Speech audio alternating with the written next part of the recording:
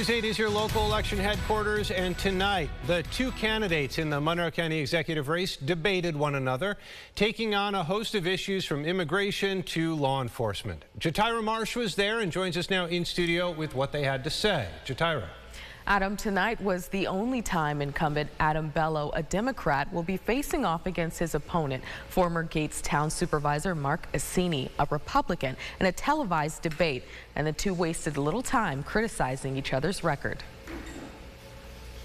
While taxes and housing kicked things off, it was Monroe County's plan to take in asylum seekers that drew the first back and forth from candidates Adam Bello and Mark Assini. When we have people that are going to bed homeless, hungry, and afraid every night in our own community, and we prioritize people at the Holiday Inn who are getting 3 meals a day, a roof over their head, and benefits that many families aren't entitled to. Some families, the best meal they get is at the school district. What do I tell that mom? We took a thoughtful, reasonable approach. There was many counties across the state, like Onondaga County, Rockland County, Orange County, that straight up tried to prohibit it, as my opponent says he can do.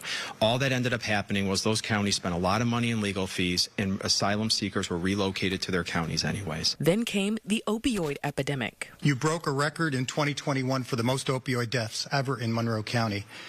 We still don't know what 2022 opioid deaths are. Well, of course the numbers have risen here, just like they have every place else in the country, Mark. We don't operate in a vacuum. Crime, as you might expect, then took center stage. I will fight to repeal raise the age, less is more, and cashless bail.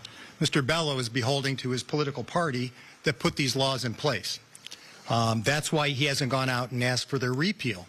I will. I sat on the consortium with Sheriff Todd Baxter. We joined together with faith leaders, community leaders, business leaders to advocate for changes in bail laws and less is more and all those laws that you're talking about. I'm on record with that. We did plenty of press and media about that, so you're wrong. After the debate, both candidates had this to say. I think what you heard today from my opponent is a desire to take us back, to take us backwards, where it's all about politics, saying anything you want just to get elected, when at the end of the day, that's what broke county government in the first place. Well, you know, when you're in a debate, especially when they're tough issues, sometimes the opponent tends to embellish and not tell the truth because they don't want to acknowledge it. So that happens. I have posted all the facts on my website, but in general, I got most of what I wanted to say out. Other topics that came up include climate change and the proposal for a county-wide school district, which both candidates opposed. Adam, back to you. All right, Jatira, thank you for that report. Tonight's debate was hosted by Voice of the Voter. News 8 and the League of Women Voters asked both candidates to debate here. Assini agreed. Bello did not, with his team saying this year he was only going to participate in one televised debate.